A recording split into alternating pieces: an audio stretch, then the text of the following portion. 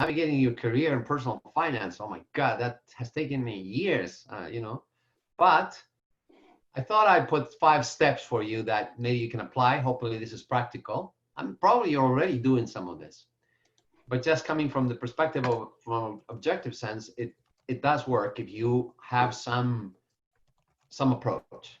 And then we'll be open to questions or that you might have. So first of all, welcome.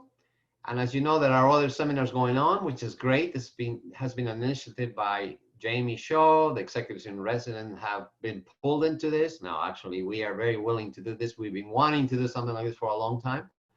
And so this is the right time.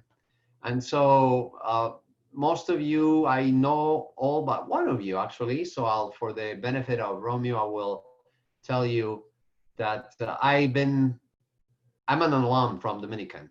So I would have never imagined as a student at Dominican that I would be back at Dominican at some point in my life.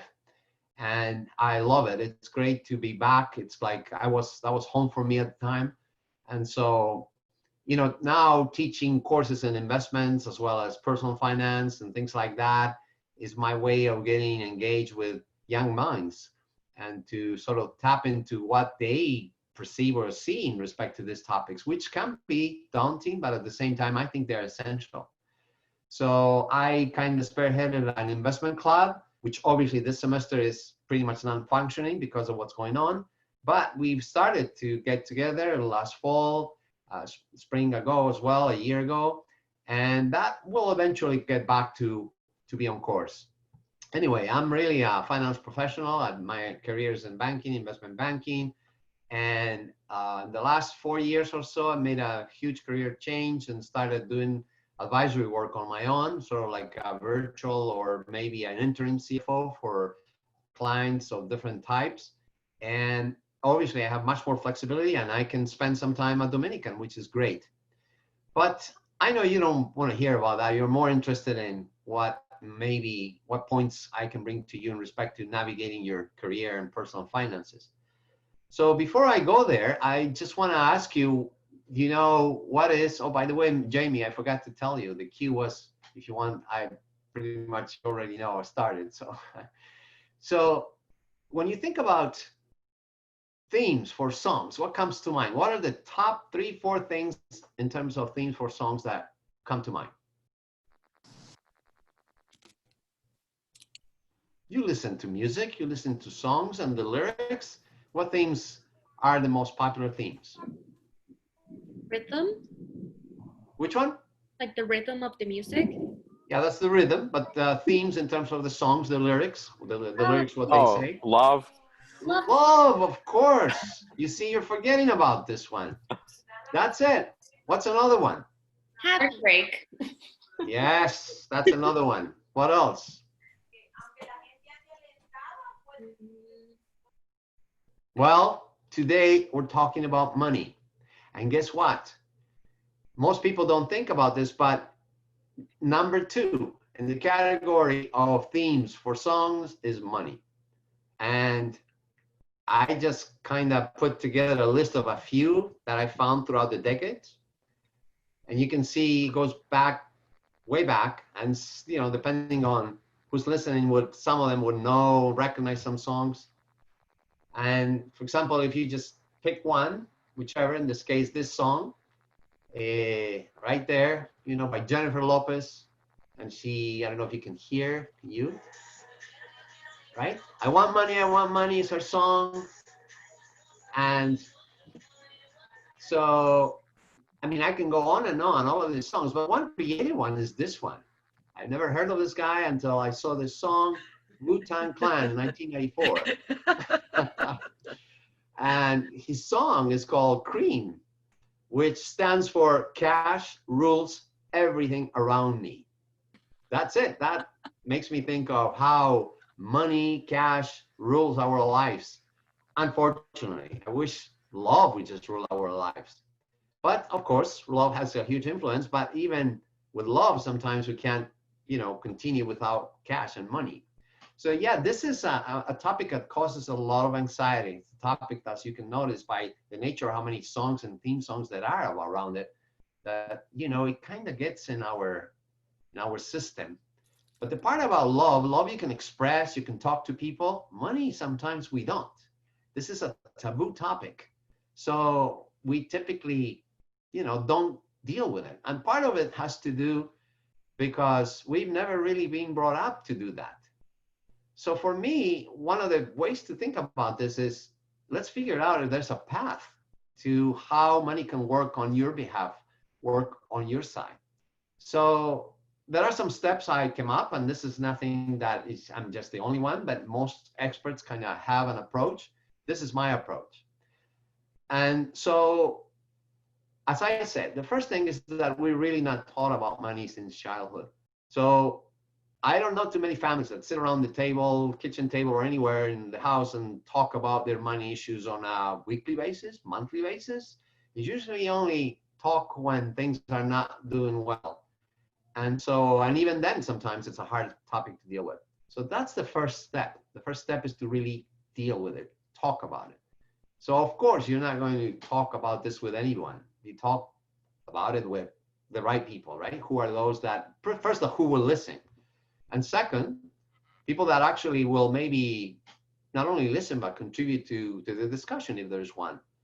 And so, but then there's the idea of understanding that maybe there's a way, there's a path to walk across your own path of how do you develop your career and you progress in your career and you think about money as something that can help you, and the reason many people actually move into a career and seek jobs is to make a living, right?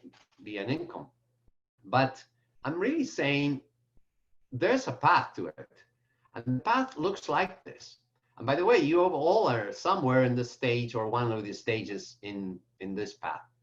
So this is the path to financial well-being. The path is, first, as a child, you're dependent on somebody, right? It doesn't matter who, but usually you cannot sustain yourself financially for a while, for a long time. And then eventually, when you start working, you reach a point where after you work and you can make enough to cover your own expenses, you can actually become solvent. Most college students reach this level really quickly. And many don't quite reach the stability level or stage. So the goal would be to think about this in stages, right? I reach solvency, then maybe I can seek stability, and then eventually the two ultimate goals would be to seek security and eventually self-sufficiency. But it's not as easy as it sounds. You would think that this is a straight path, as you can see here. It's not. You start here, maybe you get to solvency and you kind of fall back to dependency, maybe go back into solvency, kind of reach stability, aim for security, and a crisis, a recession happens, and then you're back to maybe trying to work on stability. And that's how it is. It's very hard. It really doesn't quite work in a straight line path or any other path that way. So the question is then understanding how you can deal with this. And here, by the way, I want to be clear. And I really like this quote by Chris Brogan. The goal is not to have more money or to just seek money, by the way. The goal is to live life on your own terms. I really like that. And that's why you can aim for security or self-sufficiency if you think in those terms, as opposed to just about making more money or working or doing everything you do for money. But as a college student, where are you with this? What's your understanding of this, and how can I actually help you doing this? So, all right, the way I see it, and many experts obviously have figured it out, that your career and money, there are certain types of things that you do to achieve some earning potential. Usually, first, you start as an employee, you work for somebody. In other words, you're renting your own time, your own, space of time during the day, and many of us spend a lot of time doing this during the week. And so you become an employee, and now you work for a salary, for a paycheck. All right. But if you start exploring what other things you do in your life, maybe you can think like an entrepreneur. And maybe you can think about improving your knowledge skills so you become a specialist someday, and eventually an investor. Actually, you can become an investor right now. You could start becoming an investor right now. So the thing about these 4 quadrants, and there's a lot. I gave a talk once just about these 4 quadrants, and that was an hour and a half talk just about these 4, because there's so many things related to this. the tax rate, for example, that each on average pays, which one do you think, you guess, is the highest tax rate for any of these, 4 quadrants? An employee, a specialist, an investor, or an entrepreneur? Which one do you think pays the highest tax rate? The employee. The Yes, employee. the employee. Which one pays the least, the lowest tax rate? Investor. Yes, the investor. All right, you already know this stuff. Great. So the idea here is to start thinking, yes, you start as an employee and working towards becoming a specialist. This is important. As a college student, you should think that there's a path. Becoming a specialist is going to be one way for you to make a great living. But also, you might have hobbies. You might do other things, which you can actually think about the entrepreneurship side as well in your life. But one you can start, as I said early on, is becoming an investor. And that starts little by little. You need patience for that, obviously. It's like planting a tree. You plant a tree, you don't see the little sprouts until a while, you water it, and eventually you start seeing the little branches, and then it takes a long time before there are leaves, and then, it starts to mature. That takes a long time. And it's the same with investing. The point is you start as soon as you can, because the longer you wait, the longer you ramp up for that tree to grow. And so, as Henry Ford said, the money is your hope for independence. If money is your hope for independence, you will never have it. The only real security that a man will have in this world is a reserve of knowledge, experience, and ability. And that is so true. And so in all these 4 quadrants, you can actually develop that knowledge. Yes, to become an investor, you'll have to know a little bit, learn a little bit. To become an entrepreneur is the same. Obviously, to become a specialist. What do I mean by specialist? Well, a specialist is someone who gets a graduate degree in some field or becomes a specialist in a trade. For example, a plumber is a trade. It's a very specialized trade, and it's high in demand. Someone who obviously is an attorney is a specialized trade.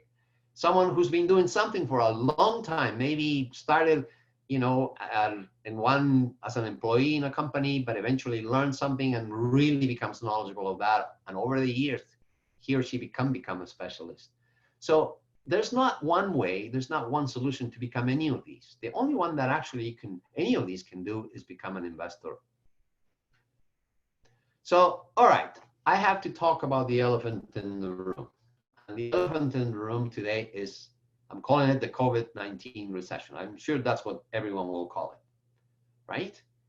So what are we going through right now is really one of those things that it's like, we don't think about it in that sense. We don't think about this something that is going to go away at some point, but it will pass. And just like spring, just like winter, there are economic cycles. And that to understand that economic cycles don't last as long as we think they do. Now, some last longer than others. We've been 10 years in this growth mode since the last serious recession, which we had between 2008 and 2019. So yes, we've been in a mode, therefore we're spoiled. We don't sort of look at it in that sense. But recessions force us to really look at our priorities and really, evaluate them. We have to take a look at what is priority in our lives. That's one thing that recessions do. Our grandparents, whoever grew up in the 1930s, really learned that the hard way. And so, of course, the other thing is we learned that with this particular recession, it's a very pivotal moment. So the economy will change profoundly in ways that we cannot even imagine. I'm already listening to the news, what they're doing in New Zealand. New Zealand, they pretty much opened the economy because they were able to contain and pretty much, be able to succeed when it comes to containing the spread of the virus thus far. And so they're opening the economy as of yesterday. And now restaurants are following the rules that are being, asked to follow, which is 6 feet of distance. They have to wear masks. They have to serve this way. They have to do that. That's a totally different way in which we are experiencing, or they are experiencing being at a restaurant, for example. And so what does that tell me? That tells me, as an investor, you learn that also creates opportunities.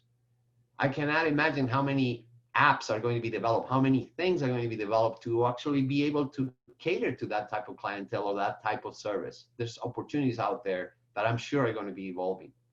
So then when you think about how we engage with the global community, I always, 2 weeks ago, I was invited at the Pole to give a Zoom talk to a class of 300 students about being a global citizen.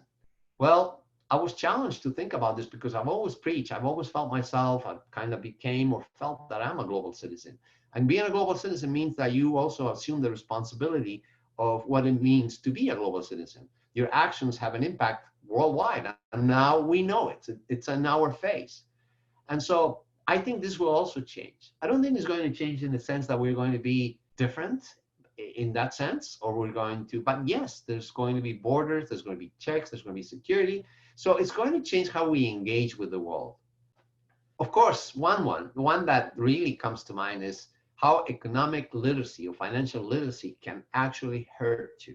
And now we are going to see in the next few months, in the next year or so, how people, because of that financial illiteracy, are going to be hurt seriously. We also are finding out that capitalism has its contradictions. It's not the perfect panacea, right? It really kind of supports or helps or really is a structure for some, the have versus the have-nots.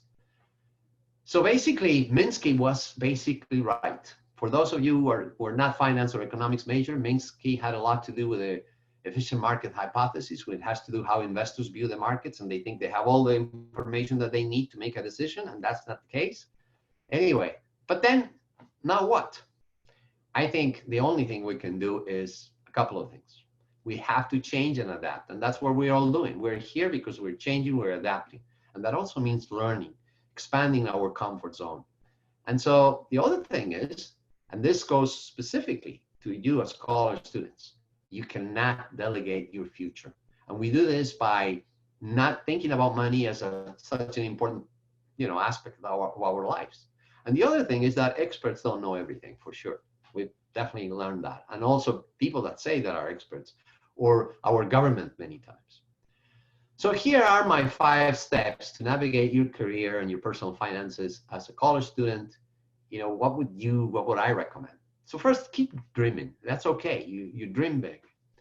But if you follow at least something, maybe the steps, and you stay focused on this, with the idea of learning and changing, is what will really help you, I think. The first step is you need to really, really evaluate your relationship with money. By this, I mean how money flows in your life. I'll give you a little tip of how to do that. This is a more extensive topic. Actually, I have some podcasts that I've been doing for a while on this topic, because it's one that you really need to embrace first, because you can get to the other ones, but if this one is one that you haven't quite understood in your life, it's hard to get to the other ones and develop the right habits. But anyway, having said that, there's ways to simply start a change in that. The other one is you must check whether you have or not, or start an emergency fund. It's important. We're seeing, this goes back to the financial literacy aspect, right? It's important to have an emergency fund. When you take a flight, which now we can't, flight attendants and the crew will tell you that you need to put your mask in case oxygen drops because of whatever reason, and you have to put your lifesaver, stuff like that. Well, that's your emergency fund, and now we might need it. So that's why this is important. Actually, it's interesting, but during recessions usually is when people start really setting up an emergency fund for the various reasons, when ideally you should have done this before, right? But it's never too late. The third step is to really have a starting point, and we'll talk about that. And then once you have a starting point, then you have goals. What's my goal, right? But you cannot determine your goal until you know where you are today. And so we have to look at that. The fourth one is you really have to take a look at your spending, right? And the spending here, because your source of income derives out of whether you're employed or an entrepreneur or a specialist or an investor, or all the 4 ideally. And then how you spend that money. And the clue here is you don't spend more than what you make, obviously. The 5th step, number 5 is my favorite number. And so I always say, pay yourself first. We usually have more month at the end of the month to pay all our expenses, instead of really being the reverse. We don't pay ourselves usually. That's, by the way, 86% of the population. So I'm not saying you, I'm just saying the population in general. So what do I mean by pay yourself first? Well, you invest. You invest for yourself, for the future. You do that, because if you're not doing that, it's going to come sooner than you think, and then you will miss on opportunities to having had your money grow. So basically, you sometimes have to take 2 steps back to take 10 forward. That's what Nipsey Hussle said at one point, and I kind of like that quote because it's so true. And these are the steps. And as I said, you might take 1 step, 2, and then you'll be back to the first step. That's okay. You move again, and you get to the 3rd and the 4th, and maybe you drop back to the 2nd step. That's okay. You're moving forward because you're moving. Even if it's going back 1 or 2, you're moving. You're not stuck somewhere where nothing is happening. All right, so what's your starting point? From a finance perspective, this is your starting point. This is how you do your check. When you go to the doctor, they check your blood pressure. They check your pulse. They check your, I don't know, temperature. They want to know where you're at that point in time. And they want to tell you if you're sick that, a month from now, this is where we want you to be. Well, they might not tell you that, but they might say, if they prescribe a medication, they'll say, at that point, we'll check you again. And they're going to check this. So from a finance perspective, you need to check that. This is how you do that. You sum up all your assets, everything that is worth anything that, has a value. By the way, an asset is something that provides value or income to you. If it doesn't, it's not, all right? So then you sum up all your liabilities. Your liabilities are all your debts, your credit card debt, mortgage, anything you owe, that's a liability. And then you see where you're at. Now, the sum of your liabilities should be less than your assets, obviously. If it's more, which can happen, by the way, when I was a college student, yes, my liabilities were more than my assets for sure. But then once I figured it out, I had a plan how to cut that to get to the point where that net worth figure was going to be the one that had to grow. That became my goal. And so what you do here, you see that your assets equals the sum of liabilities by net worth is basically the formula. You're saying, let's take your assets, take all the liabilities, see what we're left with. That's your starting point. And if this is negative, that's okay, because now you know where you're at. And then you can work towards improving that a year from now, 2 years from now. As I said, the topic of finance is for the ones that have patience. This does not happen over the course of a few months, over the course of only a year or 2. This takes time. But that's okay. It's like a tree, right? I hope you like how trees grow. And if you think of how trees grow and eventually what they, provide us with, maybe fruits, flowers, leaves, all that, it's there. It's there in the future. You just have to think about it in those terms. So that's your starting point for one of the steps that I mentioned. And so then the next one, that's another practical guide here. You need to evaluate how you spend your money. All right. So the typical way that every accountant will tell you is you need to know how much your income is, right? You need to see what that is and then what your expenses are. So in other words, what they're telling you is you need to figure out what you're spending on. And so by that, you know what your fixed expenses are and your variable expenses, and that's your net income. And then maybe you should invest this money. I don't agree. I think you should pay yourself first, deduct from the top, invest it first, then live with what you can. But this doesn't quite work. Most people don't put together a budget. Every financial advisor will tell you, let's put a budget together.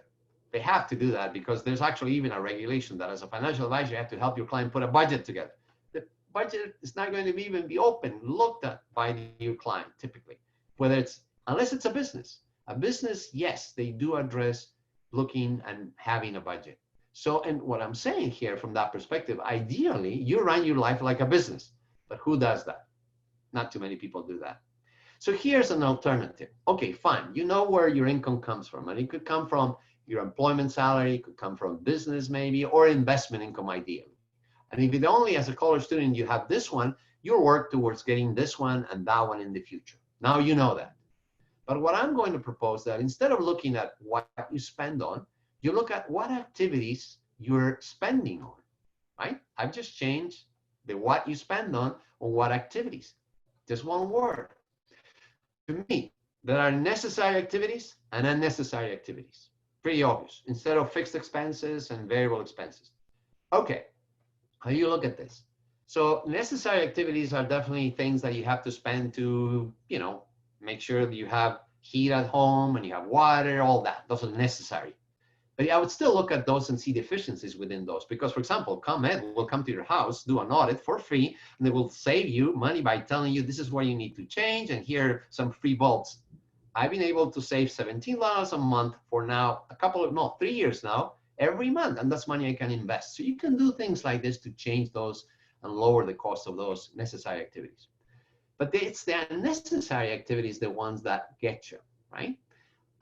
By no means I'm criticizing anyone who likes this expensive coffees, by the way, not at all. I'm a coffee drinker myself. But I remember being in the banking business, we worked stressful jobs, we had long hours, and so many times it was great to run out, and get a nice coffee or after work for drinks or a nice expensive dinner. That's great. It's wonderful. But that became sort of the way we kind of coped with our stress. And so guess what? When you start to cope with something, you become addicted to it, and you start dining and eating out and doing this. And I'm using this as an example, by the way. I'm the first one to admit that I love to do that. But when it becomes sort of a thing that drags, your finances, which can happen, that's when you realize this might be unnecessary. And now you can do other things. As a matter of fact, this recession is forcing us to learn to cook different things that maybe we haven't done in the past. And so we figure out we can do this. And so there might be other examples of unnecessary activities. Maybe the one I picked was not the right one, and I don't mean to offend anyone, but there are some unnecessary activities that we're doing. And the moment you start looking at things as activities, and the reason I call it an activity is because if it becomes a coping activity, that's an unnecessary activity. If I'm coping by going out with friends and drinking out because of that, that's an unnecessary activity. Obviously, you'll be left with some level of a net income, but it's going to help you figure out that this could actually be a higher figure if you just look at what you spend on. Right. This takes more discipline than anything to really do this. And it's working on this second part, not so much on the others, because the others, obviously, you can work on how do I get more of this? Well, I would suggest become an investor, start investing, but that's going to take some time until it gives you fruits. Obviously, you can be an entrepreneur. You can have a little side business too, right?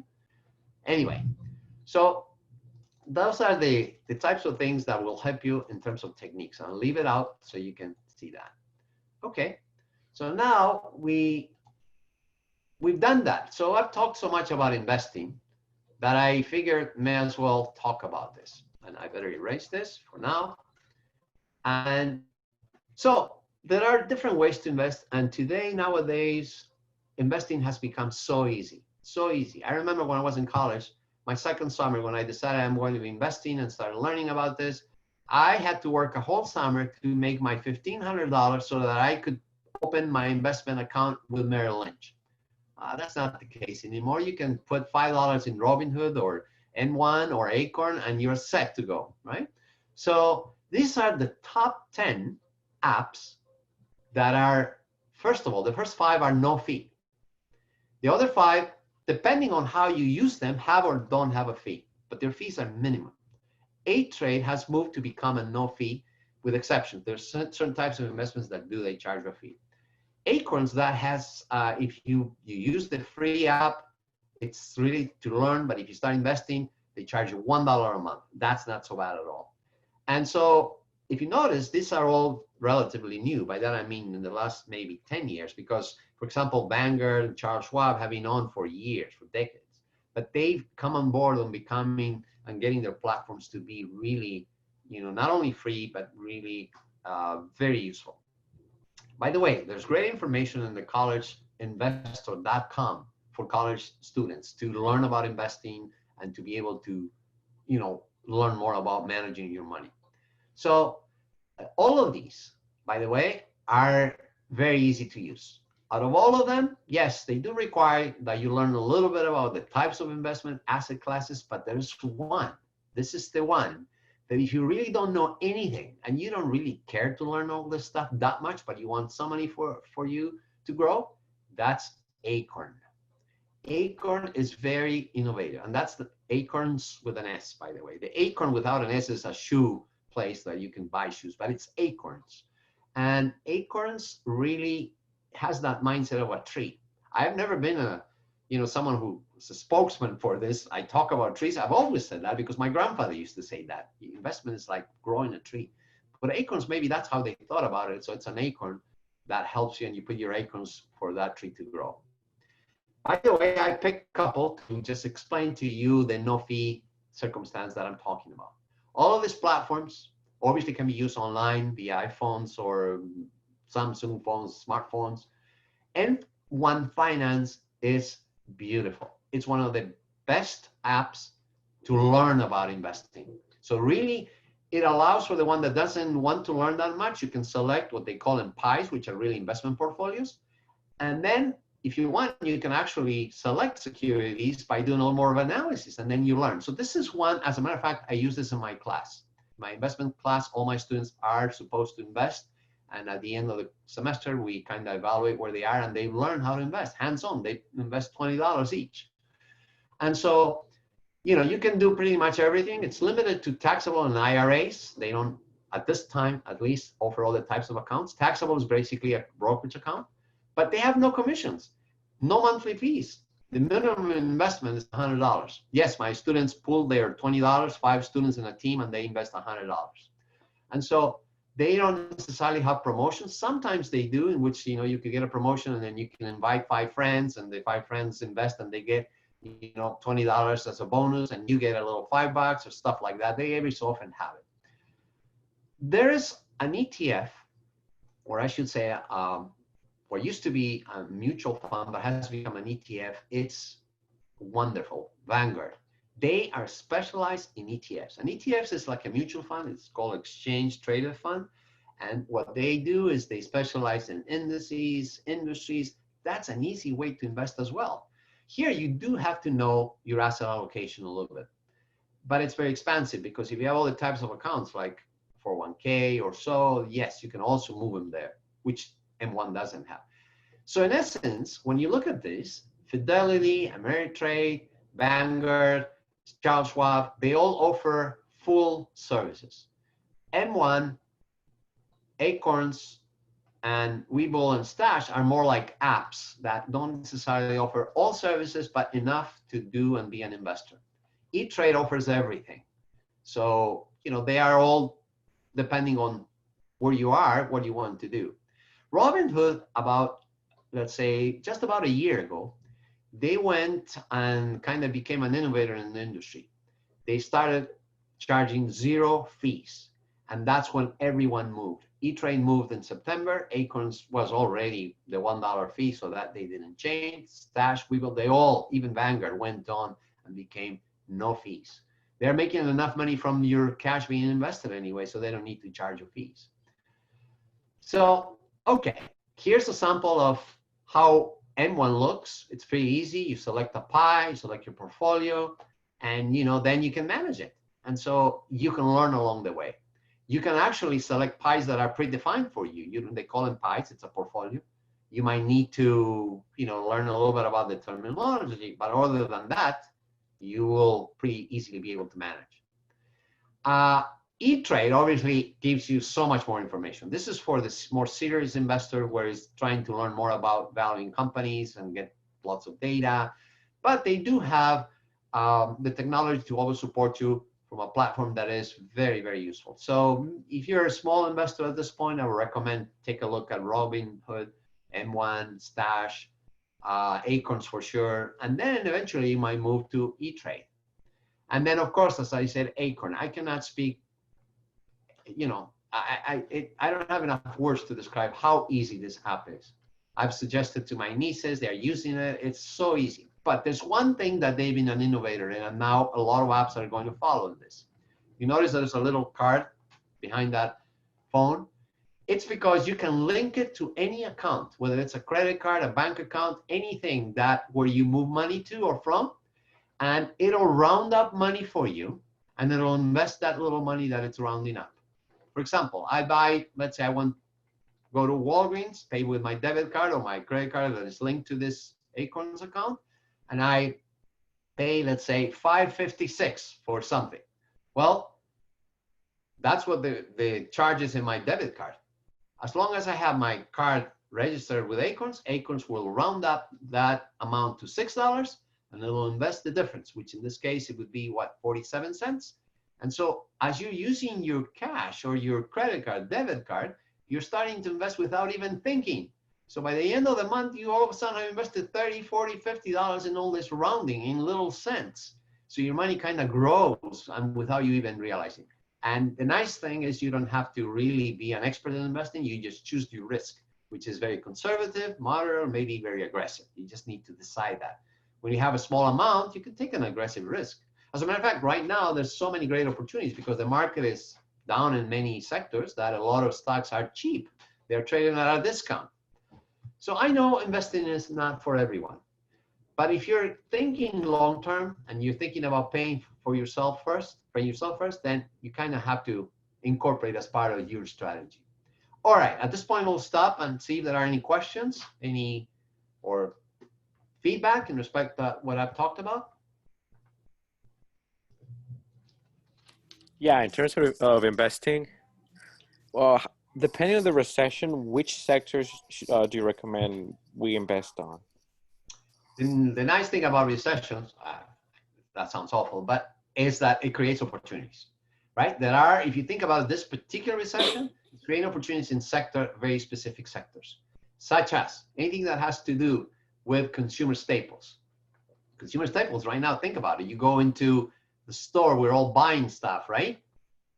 And so there are companies that trade in this, Kimberly-Clark, Conagra. I mean, there's a ton. It would be easier to even just choose an ETF that invests in that sector. Other sector is technology, information technology. Here we're using a platform that has become so popular because of its technology. So everything related to this type of technology right now are doing well, right? All the technology companies, because you need more routers, more servers, Ethernet connections. You not only need the hardware, but the software. Huge sectors for this particular recession. Another sector is healthcare. Healthcare specifically when it comes to the development of new technologies that are for not only the virus, but sicknesses, anything that is related to healthcare. Healthcare is a sector that right now is being impacted tremendously. And obviously the companies that are larger are able to sustain, have to sell, they are moving into developing different testing methods, vaccines, great opportunities. And a fourth one that you might not think about, but is utilities. Utilities related to energy is something we all need. We all need electricity. We all need gas. And whether we are in a recession or not, they tend to do well, as a matter of fact. So they are kind of, those four sectors are the ones that I think that I know in this recession are the ones that will be doing okay. I will get out of other sectors that are not doing so well. And for example, hospitality, if you talk about some sectors of energy like oil and all of those, they are not doing well at all. The car industry, I mean, there's a bunch. So the point here is to really have a diversified portfolio because that will stand the test of time. So if you're diversified, it doesn't matter if there's a recession or not, it will withstand that time. Yes, because if you continue investing, you invest on a regular basis, you will be buying stocks on an average at a lower price that are highs and a little bit higher than what there are lows, but you're buying also at the lows. So that's called cost averaging. That is also a technique that works over the long time. I don't know if that gives you a whole answer, but it gives you an idea, at least what things to look for ETFs, what things to ask, or at least to ask the right questions for the people that, have these instruments or are talking about them. Thank you. Thank you. Good. Ramiro, could you go Yes. back to the slide where you were showing the 5 steps? Yes. I think I just have a couple questions about those. All right. I started listening to your podcast and I think I watched the first one. But I'm still a little confused about your relationship with money. Because we're friends, or what do you mean with your relationship with money? All right. So yes, that's kind of in a rhetorical sense. If I think about this, let's say if you have a neighbor and one day the neighbor just brushes you off in the wrong way, now you kind of get the sense that, this neighbor doesn't like you. The next time you see him, you kind of don't say hi. He or she doesn't say hi. Now you don't have a good relationship with that neighbor. Now it's kind of each one on their own. This is the kind of relationship we tend to have with money. We don't talk about it. So yes, money is not a person, but we cannot many times just talk about it. How many people really sit down and talk about it? I'm talking about families. I'm not talking about, you talk to your friends or you talk to everybody. I'm saying families many times don't talk about money. Parents don't teach their kids about money. It's because they didn't learn. So this is a huge deficiency actually in the developed economies, particularly in the United States. We're so consumer oriented that we don't really teach at an early age how to manage your money, and it should be a healthy relationship. That's what I mean. You want to have a relationship with it's okay, I can deal with this, I can deal with that. And what happens is many people don't ask for help. And so, if you let time go by, you're not asking for help, it gets worse, right? If let's say you have credit card debt, students are, by the way, big at that. They accumulate credit card debt, they don't seek help, they don't know how to pay it back. And then by the time they're trying to seek help, it's maybe kind of late, maybe not completely late, but it's even harder, a harder thing to deal with because now your balance has creeped up. How? Because we don't understand one basic concept from finance, and that's the compounding of money. Interest rates compound any money, depending on, how much time you're talking about. So you're paying interest over interest over interest over interest. So it compounds the effect. And that's why credit cards make lots of money, right? Because first of all, they have very high rates and they calculate their interest rate. You know that for credit cards, the average credit card charges you for 13 months of interest rate as opposed to 12. We all think in 12-month years, not in 13. They do the calculation. Read your statement in your credit card. It'll tell you, every 25 days we calculate interest rate. All right. You better know that so that you can actually accelerate and accept that and understand. So the relationship with money has to do with about learning about money and also being open about it and really understanding how money flows in your life, such as what I said earlier, right? If you look at it from the activities, it's necessary, is it unnecessary? If you just do that in your mind, okay, is this necessary, is it unnecessary? You can start to see this differently as opposed to, oh, I need this. Okay. I hope that. Another question that I had was Yes. from the emergency fund. Yes. So I don't have one. And I think it's the same thing as saving, as creating an emergency fund. Yes. Or yeah, the word saving, right? You're saving, but the difference is that you're saving in case something serious happens. Ideally, you want to build a 3 to 6 month, 3 months at least, and maybe 6 months.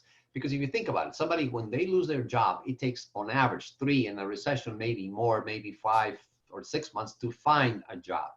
So your emergency fund is going to be that pool of money that will help you at least pay the fixed expenses, the things that are necessary, until you get a new job.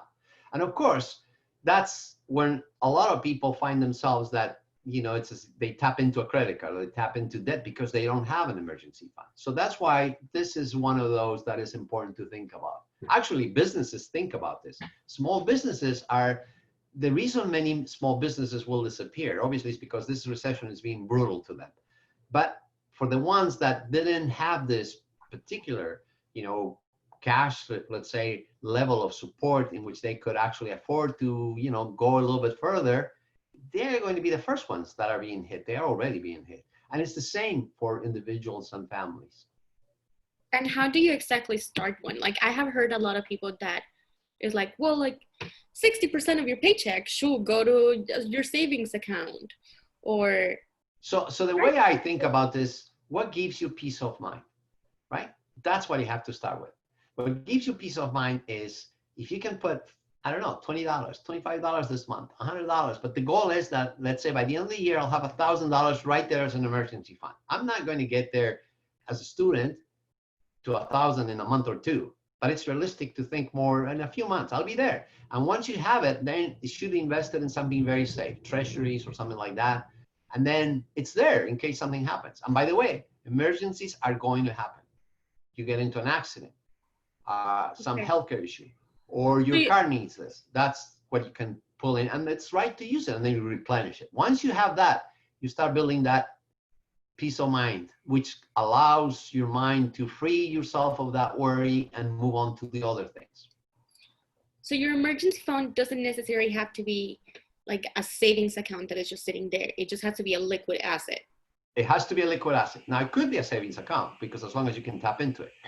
The thing about savings accounts, they don't pay much in interest rates right now. So may as well put it in a brokerage account. So it's maybe earning treasuries at least or something like that, right? And then you move some money to start investing more aggressively. That'd be your long-term investment pool or fund. Okay, makes This sense. is all by little steps, starts with little steps. Thank you. All right. One more Mario, question. can I ask you one question? Yeah, Yes. I do. Talk about the cryptocurrency. Yes. And who does it? I mean, you hear about it, but I can't even imagine. Cryptocurrency actually is a very interesting thing that has been evolving for a few years now. Since 2012, eventually in 2015 went on, and it became pretty big in 2016, and 17 was the year. And then in 2018, it kind of, lost its cachet, and in 2018 kind of tried to come back at the beginning, as you see at the end of the year. But right now, it's one of the most stable ones. It's not really fluctuating like it's fluctuating like with the market. So, by the way, I've been watching this since 2016. Like I like to watch all opportunities that are out there, right? Like cannabis, stocks, and all those. But cryptocurrency, whether we like it or not, it's a matter of time. And that could be 5 years, it could be 10 years, maybe 15 years. Economies are going to start accepting digital currency. There are countries out there already like Sweden or Denmark, which have moved so much forward in terms of where they are today in accepting digital currencies. Particularly cryptocurrencies like Bitcoin have been already accepted in countries like Japan, South Korea, where they made a formal acceptance to that is a tradable currency. And there's been countries that have completely opposed it. The United States hasn't quite done that. It's in neutral. It's either not yes, not no. But there's certain things that have already happened. As a matter of fact, at the beginning of 2018, the CBOE, which is the Chicago Board of Options Exchange, issued for the first time a futures contract on Bitcoin, which means you can buy now futures in Bitcoin, in addition to obviously buying Bitcoin or all this other Ethereum, lithium, all these other currencies. But why is that significant? Because it kind of went to the SEC. The SEC had to either approve or reject that. Of course, the SEC took 6 months, but they approved it in December. And that's why the CBOE was able to launch the first futures contract in Bitcoin. It's significant because now we have a regulator in the United States accepting that can be actually a tradable security, an instrument that can be traded. And that, obviously, that was one of the best years for, cryptocurrency in 2018. Oh, sorry, the early part of 18 and the late part of 17. So to me, it's a matter of time. As soon as a regulator, a central bank, and by the way, the Central Bank of China has just approved within the last couple of weeks that they will be trading and putting some of their reserves and using cryptocurrency. So as we see this, that's why to me, this is a question of, I don't know if it's 5 years, 7 years, or 10 years, or maybe sooner. I don't know. But digital currencies are here to stay. We're already using Apple Pay. We're using already other ways of currency that are digital. Most of us already use credit cards in which they have a chip, and that's pretty much digital. It's just an older way of doing the digital approach. So Sweden was an innovator that in the 1990s, they forced every employer to pay their employees digitally, no longer with cash. And so it's there. It's a question once governments decide to do this. Of course, the other side of the coin is there might be governments that are totally opposed. If the United States were to say, the Fed were to say tomorrow that they completely do not want to deal with cryptocurrency, yes, that would pretty much shut the market for cryptocurrency in the US. Maybe might be supported in worldwide, but the fact that some central banks have already allowed it, it's going to be much harder to not do that. What about fraud? I mean, how do you guard against fraud with that? Yes, fraud is a big if, obviously there. But the other thing is cryptocurrency is safer than money in the sense that it's unique to one user because it has a very specific key that the user has to have. So it's electronic. So if you have that, unless someone has access to that, right now, it's pretty hard to really break that. And it's because it's also stored in just the cloud and all that, it's much harder to really hack into it. The bigger deal is more in the transactions that are being, what it's being used for. That's the bigger deal. I think that's the potential for not only fraud, but also to expand, fraudulent types of transactions. So the fraud is not going to be necessarily the currency itself, but it's going to be what it's used for. That's what I think from my research, what I've been looking at. But it's fascinating, and eventually it'll be done. By the way, there are ETFs. Just because there's a new contract since 2018, futures contract, there's been a number of ETFs that have come out. There's ETFs on specific currencies, multi-currencies, cryptocurrencies. There's all kinds now. So you can actually buy ETFs with cryptocurrencies. And they've been doing okay. I mean, the year was, in 2018, they did well, not so much in 19. This year, they're okay, but, it's there. Hope that answers your Thank question. you. It answered mine. You're a smart guy, Ramiro. I don't know. Okay, so any more?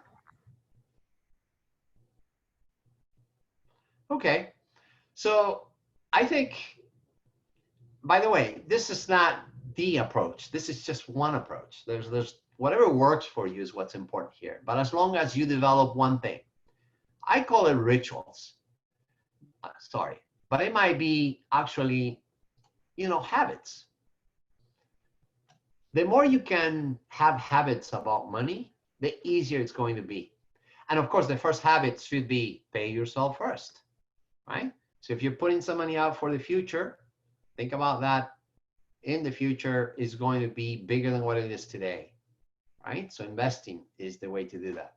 As far as spending, if you ask the habit of, is it necessary, is it not necessary? If I ask my question that, how necessary is it? Then it's easier, right? To make the decision and say, oh, it's not that necessary. We are actually confronted with that right now. We're realizing that so many things are not as necessary as we thought they were. All right, well, okay, I'll leave you with this. But in essence, the last thing I'll say is that, and I put it at the end in a little quote. I like this quote a lot because I think it's opportune for the times that are coming, based on this, pivotal moment that is the COVID-19 recession. And this is by Mahatma Gandhi, who said there are 7 things that will destroy us. 1 is wealth without work, pleasure without conscience, knowledge without character, religion without sacrifice, politics without principle, science without humanity, business without ethics. And goes on along the Caritas Veritas that we all have learned at Dominican, that we actually learn probably at home, but at Dominican is emphasized.